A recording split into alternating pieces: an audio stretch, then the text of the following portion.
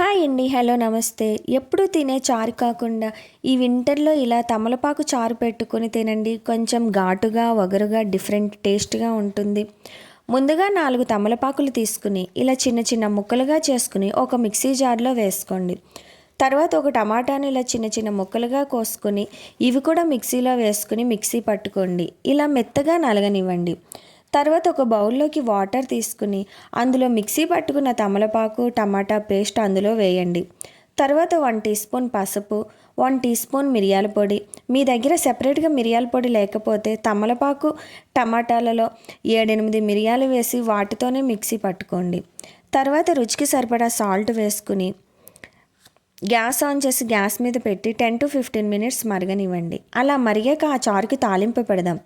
Gas on చేసి gas మీద pan పెట్టి అందులో 2 టేబుల్ స్పూన్ల ఆయిల్ వేసి ఆయిల్ హీట్ అయ్యాక అందులో 1 టీ స్పూన్ ఆవాలు, కచ్చాపచ్చాగా దంచిన వెల్లుల్లి రెబ్బలు, ఎండుమిర్చి, కరివేపాకు, జీలకర్ర, ఇంగువ ఇవన్నీ వేసి తాలింపు వేగాక మరిగిన రసంలో కలపండి.